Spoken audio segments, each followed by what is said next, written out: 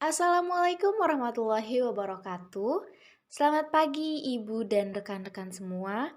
Pada kesempatan kali ini kita akan belajar mengenai hakikat strategi pembelajaran di SD yang akan dijelaskan oleh kelompok 3 kelas 3E.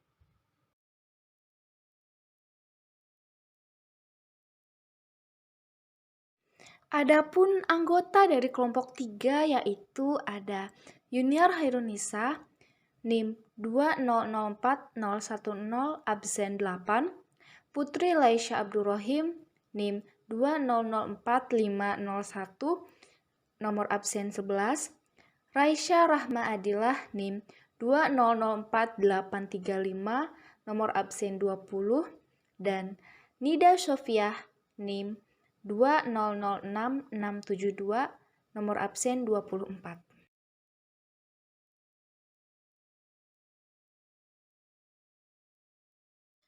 Baik, pada pembahasan pertama mengenai pengertian strategi. Ketika kita mendengar kata strategi, ini pasti berhubungan dengan dunia militer, yang mana bahwasannya strategi ini digunakan untuk memenangkan suatu peperangan. Nah, pada awal mulanya memang strategi ini berasal dari bahasa Yunani, yaitu dari kata strategos yang bermakna usaha untuk mencapai kemenangan dalam peperangan. Sedangkan dalam secara bahasa yaitu siasat, kiat, trik atau cara. Nah, dalam bahasa Inggris yang berarti seni melakukan stratagem yaitu siasat atau rencana. Nah, sedangkan dalam arti dunia pendidikan, strategi adalah perencanaan yang berisi tentang rangkaian kegiatan yang didesain untuk mencapai tujuan pendidikan tertentu.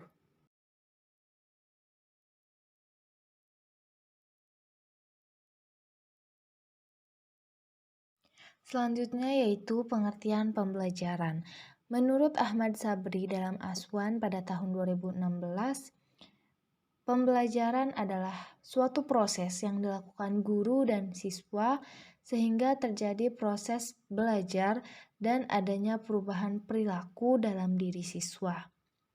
Jadi dapat disimpulkan bahwasannya strategi pembelajaran adalah pola kegiatan pembelajaran yang dipilih dan digunakan guru secara konstekstual sesuai dengan karakteristik siswa, kondisi sekolah, lingkungan sekitar, serta tujuan khusus pembelajaran yang dirumuskan.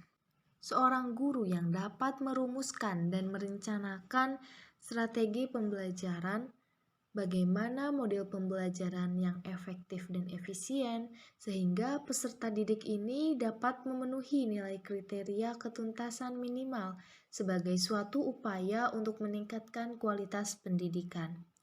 Menciptakan suatu pembelajaran yang mampu mengembangkan hasil belajar semaksimal mungkin merupakan tugas dan kewajiban seorang guru. Untuk mendesain kegiatan pembelajaran yang dapat merangsang terciptanya suatu pembelajaran yang lebih efektif dan efisien, diperlukanlah strategi dalam penyampaiannya.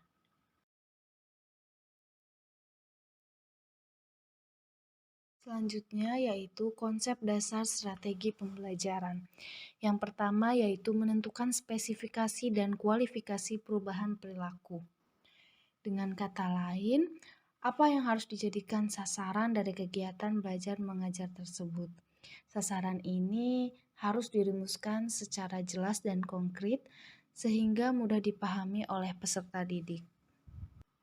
Suatu kegiatan belajar mengajar tanpa sasaran yang jelas berarti kegiatan tersebut dilakukan tanpa arah dan tujuan yang pasti. Dapat menyebabkan terjadinya penyimpangan-penyimpangan dan tidak tercapainya hasil yang diharapkan. Selanjutnya yang kedua yaitu menetapkan pilihan yang berkenaan dengan pendekatan terhadap masalah belajar mengajar. Bagaimana cara kita memandang suatu persoalan, konsep, pengertian, dan teori apa yang kita gunakan dalam memecahkan suatu kasus akan mempengaruhi hasilnya. Yang ketiga yaitu memilih dan menetapkan prosedur, metode, dan teknik pembelajaran. Metode dan teknik penyajian untuk memotivasi siswa agar mampu menerapkan pengetahuan dan pengalamannya untuk memecahkan suatu masalah. Dan yang terakhir yaitu norma dan kriteria keberhasilan kegiatan pembelajaran. Seorang guru haruslah mempunyai pegangan yang dapat dijadikan ukuran untuk menilai sampai sejauh mana keberhasilan tugas-tugas yang telah dilakukannya.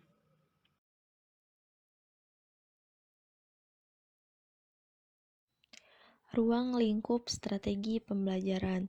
Strategi pembelajaran aktualisasinya berwujud serangkaian dari keseluruhan tindakan strategis guru dalam rangka mewujudkan kegiatan pembelajaran yang efektif dan efisien. Nah, secara singkatnya, menurut Slameto, strategi pembelajaran mencakup 8 unsur perencanaan.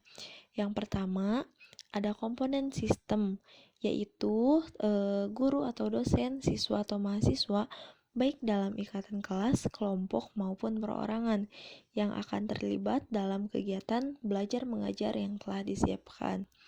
Yang kedua, jadwal pelaksanaan. Tidak mungkin dalam kegiatan pembelajaran tidak disiapkan jadwalnya, nanti bisa tidak teratur. Lalu format dan lama kegiatan yang telah disiapkan agar strategi yang disiapkan bisa sesuai dan disesuaikan dengan lamanya kegiatan belajar. Lalu yang ketiga ada tugas-tugas belajar yang akan dipelajari dan yang telah diidentifikasikan. Yang keempat ada materi atau bahan belajar, alat pelajaran, dan alat bantu mengajar yang telah disiapkan dan diatur. Yang kelima, masukan dan karakteristik siswa pun harus disesuaikan agar guru nantinya bisa menyesuaikan bagaimana strategi yang akan digunakan dalam menghadapi berbagai karakter siswa yang ada di kelas. Yang keenam, bahan pengait yang telah direncanakan. Yang ketujuh, metode dan teknik penyajian yang telah dipilih. Misalnya, pada hari itu guru akan menggunakan metode ceramah, metode diskusi, ataupun metode yang lainnya. Yang kedelapan, media yang akan digunakan. Media juga penting agar memudahkan anak dalam mencapai tujuan pembelajaran.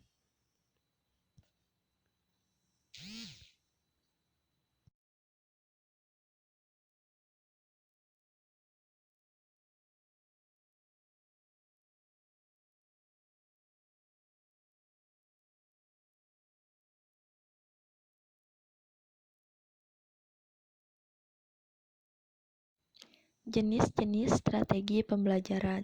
Yang pertama ada menurut Rowntree tahun 1974, di mana ia mengelompokkan strategi pembelajaran ke dalam 4 bagian.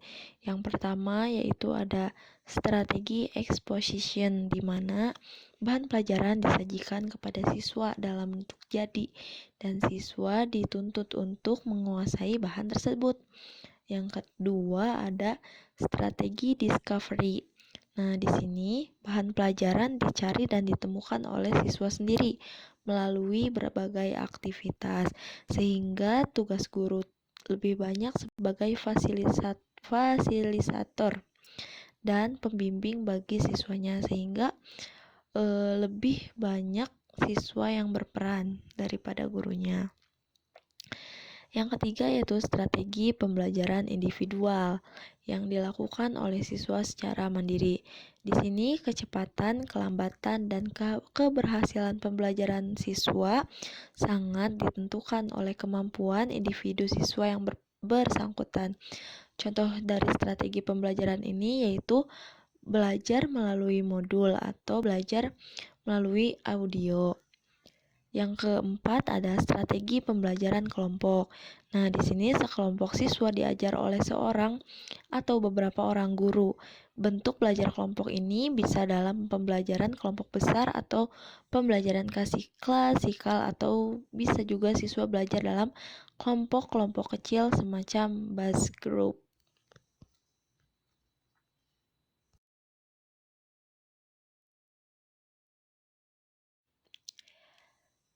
Selanjutnya, jenis strategi pembelajaran berdasarkan cara penyajian dan cara pengolahannya. Strategi ini dibagi menjadi dua, yaitu strategi pembelajaran deduktif dan strategi pembelajaran induktif. Yang pertama, strategi pembelajaran deduktif disebut juga strategi pembelajaran dari umum ke khusus, yaitu strategi pembelajaran yang dilakukan dengan mempelajari konsep-konsep terlebih dahulu untuk kemudian dicari kesimpulan atau ilustrasi dan bahan pelajaran yang dipelajari dimulai dari hal-hal yang abstrak, kemudian secara perlahan-lahan menuju hal yang konkret. Yang kedua, strategi pembelajaran induktif, disebut juga strategi pembelajaran dari khusus ke umum, yaitu strategi pembelajaran yang dilakukan dengan cara mempelajari dari hal-hal yang konkret atau contoh-contoh yang kemudian secara perlahan siswa dihadapkan pada materi yang kompleks atau sukar.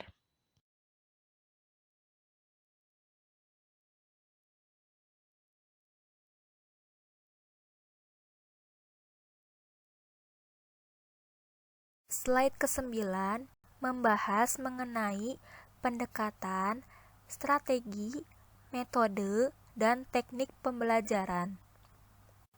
Yang pertama, pendekatan pembelajaran. Pendekatan merupakan seperangkat wawasan yang secara sistematis digunakan sebagai landasan berpikir dalam menentukan strategi, metode, dan teknik atau prosedur dalam mencapai target atau hasil tertentu sesuai dengan tujuan yang telah ditetapkan. Pendekatan juga dapat diartikan sebagai suatu perspektif atau cara pandang seseorang dalam menyikapi sesuatu. Dengan demikian, dapat dikemukakan bahwa pendekatan pembelajaran adalah cara memandang terhadap pembelajaran. Yang kedua, strategi pembelajaran. Setelah guru memutuskan pendekatan mana yang akan diterapkan, maka langkah selanjutnya adalah menentukan strategi pembelajaran yang akan digunakan. Strategi pembelajaran sendiri dapat diartikan sebagai pola kegiatan pembelajaran yang dipilih dan digunakan guru secara kontekstual sesuai dengan karakteristik siswa, kondisi sekolah, lingkungan sekitar, serta tujuan khusus pembelajaran yang dirumuskan. Ada juga yang mengartikan strategi pembelajaran sebagai pola-pola umum kegiatan guru dalam perwujudan kegiatan pembelajaran untuk mencapai tujuan yang telah digariskan. Yang ketiga, metode pembelajaran. Dalam bahasa Inggris, method berarti cara. Dalam dunia pendidikan, metode diartikan sebagai rangkaian cara yang digunakan guru dalam kegiatan pembelajaran. Metode pembelajaran diartikan sebagai cara atau pola yang khas dalam memanfaatkan berbagai prinsip dasar pendidikan. Beberapa bentuk metode mengajar adalah ceramah, diskusi, tanya jawab, simulasi, pemberian tugas, kerja kelompok, demonstrasi atau modeling, eksperimen, pemecahan masalah, inquiry, dan sebagainya. Dan yang terakhir, teknik pembelajaran. Teknik pembelajaran merupakan bentuk penerapan suatu metode pembelajaran yang disesuaikan dengan latar penerapan tertentu, seperti kemampuan dan kebiasaan guru, ketersediaan peralatan, kesiapan siswa, dan sebagainya. Contohnya, penggunaan metode ceramah di sebuah kelas dengan jumlah siswa yang terbatas tentunya secara teknik harus berbeda dengan penggunaan metode ceramah di kelas dengan jumlah siswa yang banyak. Teknik pembelajaran merupakan cara-cara konkret yang dipakai saat proses pembelajaran berlangsung. Seorang guru dapat berganti-ganti teknik pembelajaran meskipun dalam koridor metode yang sama. Satu metode dapat diaplikasikan melalui berbagai teknik pembelajaran, sehingga dapat disimpulkan bahwa teknik pembelajaran merupakan wujud konkret dari penggunaan metode, strategi, dan pendekatan pembelajaran. Dari pembahasan tersebut dapat disimpulkan bahwa pendekatan, strategi, metode, dan teknik pembelajaran tidak dapat dipisahkan satu dengan yang lainnya, saling berhubungan, namun secara konseptual tetap dapat dibedakan.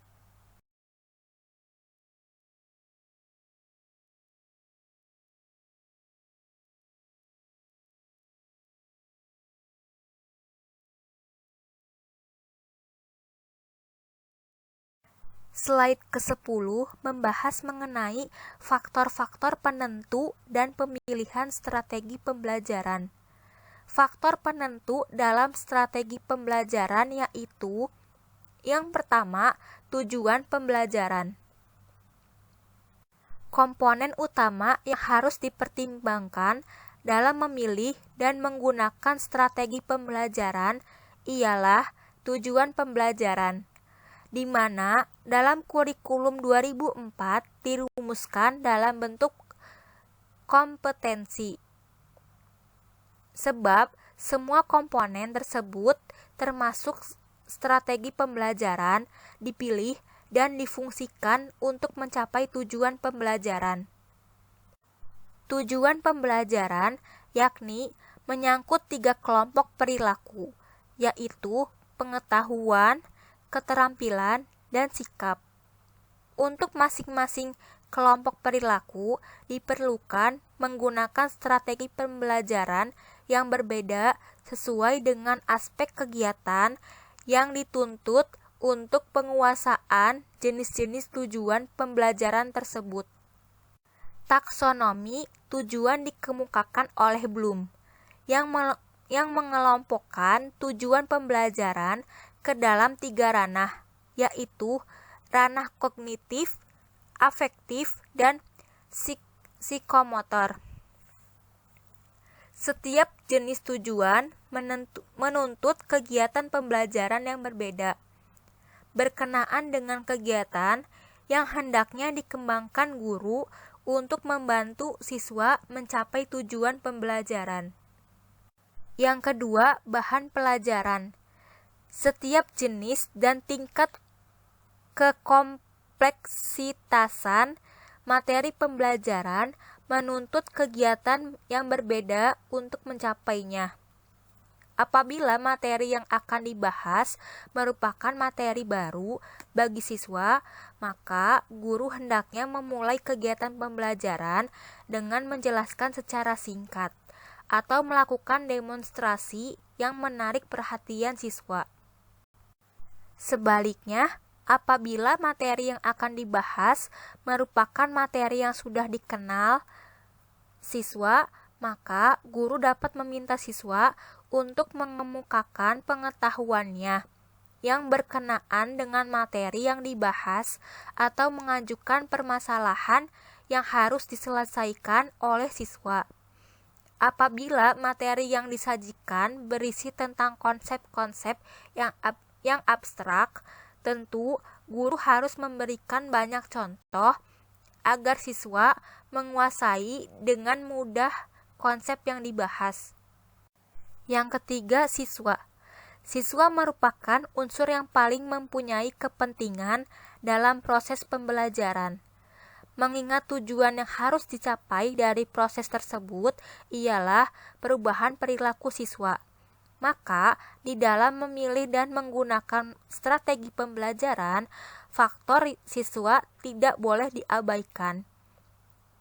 Setelah kita menetapkan strategi pembelajaran yang dipilih, sebaiknya gunakan pilihan berdasarkan pertimbangan tujuan atau bahan pelajaran sehingga dalam menentukan bagaimana teknik menggunakan strategi pembelajaran tersebut, faktor siswa menjadi salah satu pertimbangan kita. Setiap siswa mempunyai pribadi dan karakteristik yang berbeda, maka dalam menentukan strategi hendaknya mempertimbangkan perbedaan-perbedaan secara individual maupun dari segi jumlah siswa. Yang keempat, guru. Setiap guru memiliki kelebihan dan keterbatasan. Sebagai contoh, di lapangan kadang-kadang ada guru yang jika menerangkan pelajaran sangat menarik perhatian siswa dan jelas.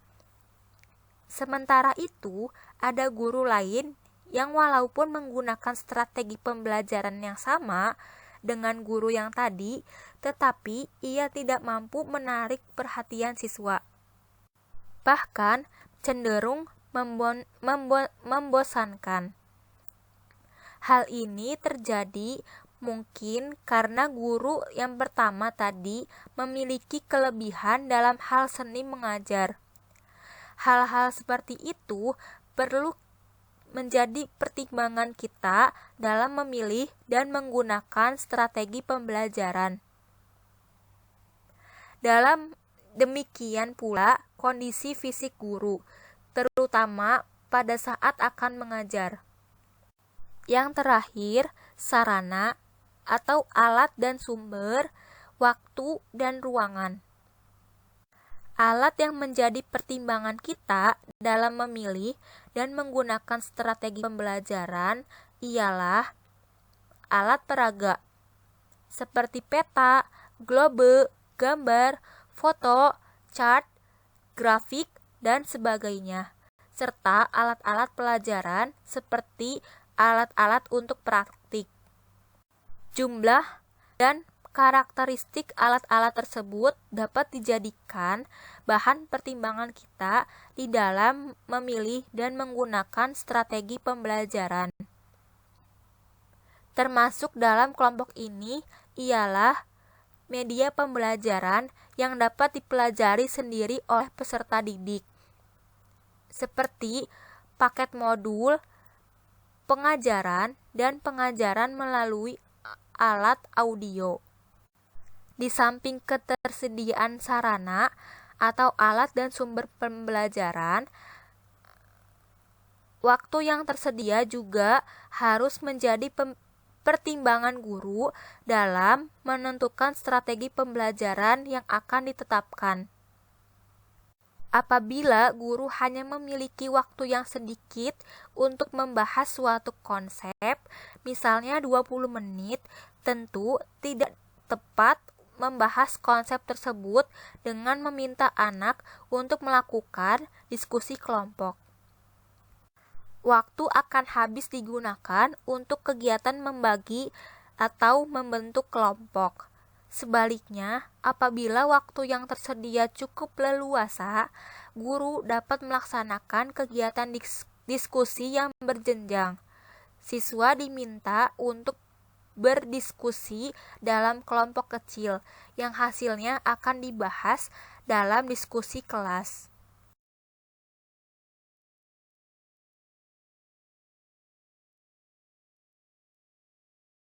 Slide ke-11 membahas mengenai tujuan strategi pembelajaran.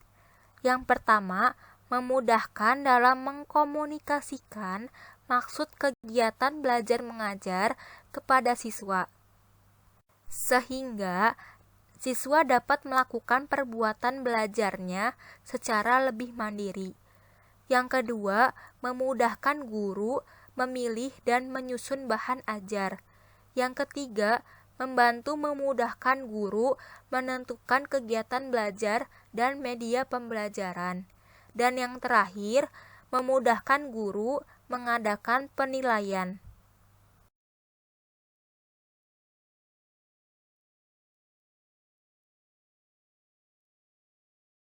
Saya akan menjelaskan tentang komponen strategi pembelajaran. Di dalam strategi pembelajaran memuat beberapa komponen vital yang perlu ada dan diperhatikan, mulai dari perencanaan, pemilihan, penentuan, hingga pelaksanaan strategi pembelajaran. Komponen-komponen dalam strategi pembelajaran inilah yang menyusun utuh bentuk dari strategi pembelajaran. Komponen yang pertama adalah tujuan pembelajaran. Tujuan pembelajaran merupakan acuan yang dipertimbangkan untuk memilih strategi pembelajaran. Misalnya, ketika tujuan pembelajarannya berorientasi pada pembentukan sikap, tentu tujuan tersebut tidak akan bisa dicapai jika strategi pembelajaran yang dipilih berorientasi pada dimensi kognitif. Komponen yang kedua adalah guru. Setiap guru pasti memiliki pengalaman, pengetahuan, kemampuan dalam menyajikan dan mengatur pelajaran, gaya mengajar, hingga pandangan hidup atau wawasan yang berbeda. Perbedaan ini tentunya mengakibatkan adanya perbedaan dalam pemilihan strategi pembelajaran yang akan digunakan dalam proses pembelajaran. Komponen yang ketiga adalah peserta didik. Peserta didik mempunyai latar belakang yang tentunya berbeda-beda, seperti pada aspek lingkungan sosial, lingkungan budaya, gaya belajar, keadaan ekonomi, juga tingkat kecerdasan. Masing-masing aspek tersebut berbeda-beda pada diri setiap peserta didik. Makin tinggi tingkat kemajemukan masyarakat, maka makin besar pula perbedaan atau variasi aspek-aspek ini di dalam kelas. Hal inilah yang nantinya akan menjadi pertimbangan dalam penyusunan strategi pembelajaran, sehingga nantinya pada saat penerapan strategi pembelajaran dapat berjalan dengan tepat dan sesuai dengan keadaan yang ada. Komponen yang keempat adalah materi pembelajaran. Komponen materi pembelajaran dapat dibedakan menjadi dua, yaitu materi formal dan materi informal. Materi formal adalah isi pelajaran yang terdapat dalam buku teks resmi, seperti buku paket yang telah disediakan oleh pemerintah.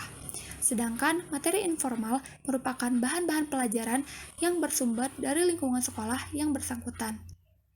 Komponen ini merupakan salah satu masukan yang sangat perlu dipertimbangkan dalam penyusunan strategi pembelajaran. Lalu, komponen yang kelima adalah metode pembelajaran.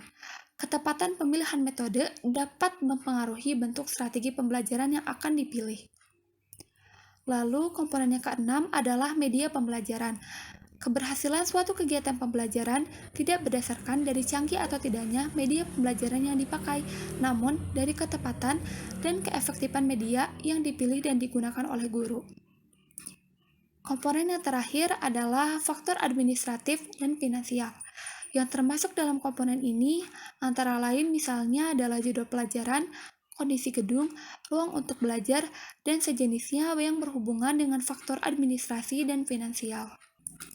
Dalam penerapan strategi pembelajaran, beberapa komponen tersebut harus diperhatikan dan dipertimbangkan agar kegiatan pembelajaran yang dilaksanakan sesuai dengan tujuan yang telah ditentukan. Karena jika strategi pembelajaran yang dipilih tersebut tidak memenuhi beberapa komponen, maka proses pembelajaran akan terganggu dan bahkan tidak berjalan sesuai dengan tujuan pembelajaran yang telah ditentukan. Sehingga dapat kita simpulkan bahwa komponen-komponen strategi pembelajaran sangat perlu untuk dianalisis secara mendalam agar proses pembelajaran dapat berjalan dengan lancar. Dan semua itu adalah tugas dan tanggung jawab dari seorang guru. Guru harus dapat mempertimbangkan segala aspek komponen dengan baik agar dapat menentukan strategi pembelajaran yang sesuai dengan keadaan yang ada. Dan guru pun harus mampu mendalami tiap-tiap komponen sehingga tidak salah dalam menentukan dan menerapkan strategi pembelajaran yang akan dipakai.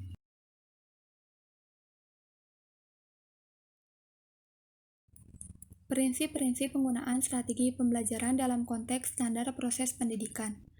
Dalam penggunaan strategi pembelajaran, ada hal-hal yang harus diperhatikan oleh pendidik agar proses pembelajaran dapat berjalan dengan baik. Proses pembelajaran pendidikan sebaiknya diselenggarakan dengan cara menggunakan strategi PAIKM. Strategi PAIKM sendiri adalah strategi pembelajaran yang lebih mengarahkan pembelajaran yang aktif, inovatif, kreatif, efektif, dan menyenangkan. Yang pertama adalah aktif. Pembelajaran aktif merupakan pembelajaran yang berpusat pada peserta didik, di mana peserta didik berperan aktif seperti dalam kegiatan diskusi, tanya jawab, dan presentasi. Lalu di sini peran guru sebagai fasilitator, dan diharapkan dalam pembelajaran aktif ini adanya interaksi antara siswa dengan guru atau siswa dengan siswa. Biasanya media yang digunakan adalah media visual, audio, audiovisual, dan kinestetik. Konsep dasar dari pembelajaran aktif adalah penggunaan strategi yang berlangsung. Maksudnya adalah guru harus aktif menciptakan suasana pembelajaran yang kondusif di mana siswa dapat terlibat aktif selama proses pembelajaran. Selain itu, siswa juga harus aktif selama proses pembelajaran berlangsung agar terjadi komunikasi tiga arah antara guru dan siswa dan siswa, serta siswa dan guru. Jika suasana pembelajaran aktif, siswa tidak akan merasa terpaksa dalam mengikuti proses pembelajaran. Lalu strategi pembelajaran yang aktif diharapkan dapat mengembangkan potensi siswa untuk mengoptimalkan hasil belajarnya. Menurut Kulsum, proses pembelajaran dikatakan aktif jika terdapat beberapa hal berikut. Yang pertama adalah keterlekatan pada tugas atau komitmen. Yang kedua adalah adanya tanggung jawab atau responsibility. Yang ketiga, motivasi. Jika suasana pembelajaran aktif ini dapat terbentuk, maka hal ini juga membentuk karakter dari siswa, diantaranya percaya diri, selalu bersemangat, berani, serta memiliki rasa bertanggung jawab. Lalu yang kedua adalah inovatif. Menurut MC Liud, mengungkapkan inovasi sebagai segala aspek, baik itu metode, bahan, maupun perangkat yang dipandang baru apabila aspek-aspek itu belum dilaksanakan oleh seorang guru. Dalam menciptakan pembelajaran inovatif, guru dapat menciptakan inovasi pembelajaran, tidak hanya menggunakan materi pembelajaran yang ada di kelas saja, akan tetapi guru dapat mengimplementasikan hal-hal terkait dengan materi pembelajaran yang sedang dipelajari oleh siswa. Jadi, siswa dapat menemukan sendiri kaitan materi yang dipelajarinya dengan pengetahuan yang dimiliki sebelumnya. Selain itu, membangun pembelajaran inovatif dapat dilakukan dengan menampung setiap karakteristik siswa dan mengukur kemampuan yang dimiliki setiap siswa. Yang ketiga adalah kreatif. Pembelajaran yang kreatif merupakan salah satu strategi yang dapat mengembangkan kemampuan berpikir siswa. Pada prinsipnya, pembelajaran yang kreatif dapat mengembangkan kreativitas siswanya. Pembelajaran kreatif dapat dilakukan dengan proses mengkritisi dan dikembangkan secara kreatif. Kreativitas pengembangan kompetensi dan kreativitas dalam pelaksanaan pembelajaran di kelas termasuk dalam pemanfaatan lingkungan sebagai sumber dan sarana belajar. Untuk mewujudkannya, seorang guru harus mampu dalam 1. Mengembangkan kegiatan pembelajaran yang beragam. Lalu yang kedua adalah membuat alat peraga pembelajaran yang berguna meskipun sederhana. Akan tetapi yang menjadi poin pentingnya adalah sesuai dengan materi. Yang keempat adalah efektif. Pembelajaran yang efektif menghendaki siswa yang belajar di mana membawa sejumlah potensi yang dikembangkan melalui kompetensi yang telah ditentukan. Selain itu, proses pembelajaran dikatakan efektif jika dapat ditentukan dengan banyaknya pengalaman maupun hal baru yang diperoleh siswa selama pembelajaran berlangsung. Jika siswanya mendapatkan pengalaman baru, guru juga mendapatkan pengalaman baru melalui interaksi antara guru dan siswanya. Pembelajaran yang efektif didasarkan atas tujuan yang disusun berdasarkan kemampuan siswa, pemilihan materi yang akan menunjang tujuan, penetapan metode yang sesuai dengan karakteristik siswa, penggunaan media, serta evaluasi. Tentunya untuk mengetahui pembelajaran yang telah dilakukan efektif atau tidak, maka guru dapat melakukan evaluasi. Evaluasi dapat dilakukan dengan tes, refleksi, perenungan yang dilakukan antara guru dan siswa. Yang kelima adalah menyenangkan. Pembelajaran yang menyenangkan seperti yang digambarkan oleh Ray Gelut, artinya di sini guru menyediakan situasi dan suasana agar proses pembelajaran dapat berjalan dengan baik. Beberapa hal yang dapat disiapkan oleh guru untuk menciptakan pembelajaran yang menyenangkan, yaitu yang pertama adalah media pembelajaran. Yang kedua, lingkungan belajar yang sesuai dengan materi. Yang ketiga, metode pembelajaran yang sesuai atas dasar karakteristik siswa, serta yang keempat adalah pelayanan kepada siswa. Berikut ini adalah ciri-ciri pokok pembelajaran yang menyenangkan. Yang pertama, lingkungan yang rileks, menyenangkan, tidak membuat tegang, aman, menarik, dan tidak membuat siswa ragu untuk melakukan sesuatu. Lalu yang kedua adalah ketersediaan materi pelajaran dan metode yang relevan. Lalu yang ketiga, keterlibatan indera, aktivitas otak kiri dan kanan. Yang keempat, situasi belajar yang menantang. Dan yang terakhir adalah situasi belajar yang emosional yang positif.